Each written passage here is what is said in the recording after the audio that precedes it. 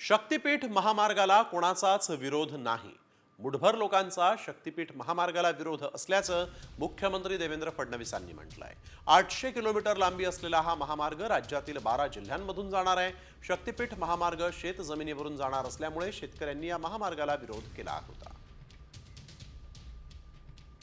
आमदारांनी स्पष्टपणे सांगितलं की विरोध बिलकुल नाही। काही मुठभर लोक विरोध करतायत, बाकीच्यांचा विरोध नाही। सगळ्या आमदारांनी मिळून मला सांगितलेलं आहे। एवढंच नाही तर ते कृती समितीला घेऊन आमच्याकडे येणार आहेत। कृती समिती देखील सांगणार आहे की आम्हाला हा महामार्ग पाहिजे। शक्तीपीठ महामार्गाला कोणाचाच विरोध नाही। मुठभर लोकांचा शक्तीपीठ महामार्गाला विरोध असल्याचं मुख्यमंत्री देवेंद्र फडणवीसांनी म्हटलंय। 800 किलोमीटर लांबी असलेला हा महामार्ग राज्यातील 12 जिल्ह्यांमधून जाणार आहे। शक्तीपीठ महामार्ग शेत जमिनीवरून जाणार असल्यामुळे शेतकऱ्यांनी या महामार्गाला विरोध केला होता।